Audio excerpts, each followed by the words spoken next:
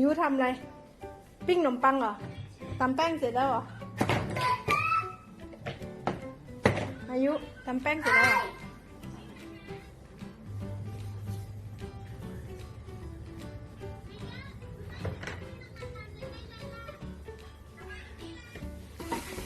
ปัจจุบันขนมปังปิ้ง2 แผ่นนะนี่พาขายหรือเปล่าพ่อค้าขายขนมปังไหมครับ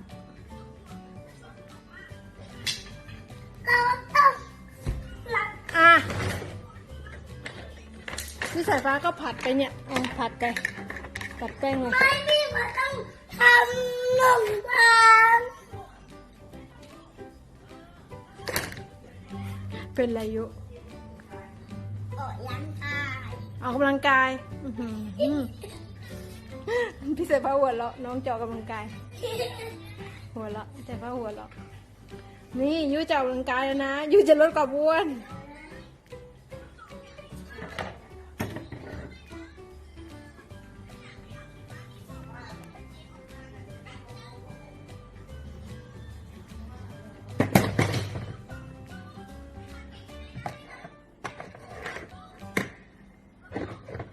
ยุ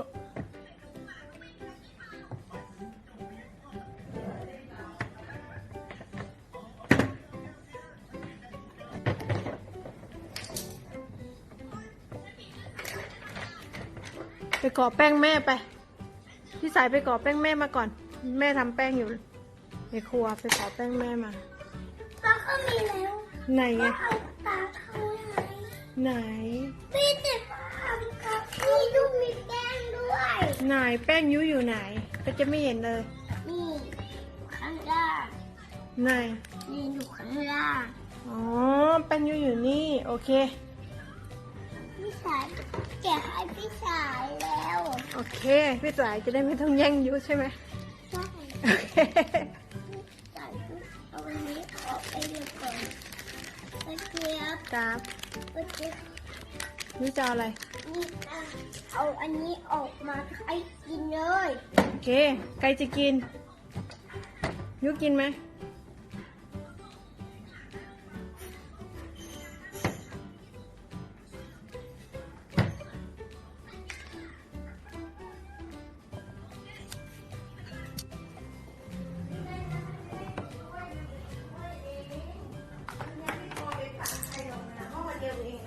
หม้อใหญ่ๆอ่ะหม้อใหญ่ๆหม้อเดียวน่ะแล้วเขาถึงบอกว่าเขาจะปั้นเพิ่มไงจะปั้นเพิ่มเหรอจะปั้นเพิ่มเหรอออกแล้วย่างกุ้งย่างหมึกหรือว่าอะไรยูทำอะไรนะคะยูทำกับข้าวเหรอเขา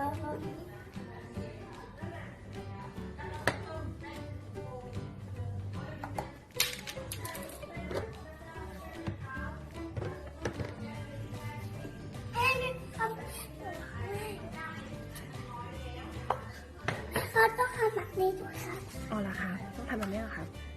แม่มันนั่งเก้าอี้แล้วให้แม่นั่งเก้าอี้เหรอเหรอครับให้แม่นั่งเก้าอี้โอเคโอเค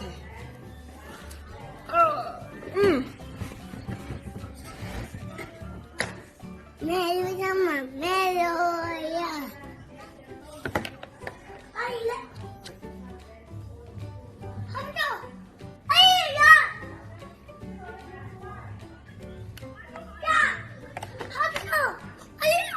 ไม่โดดลงมาค่อยๆลงมาครับ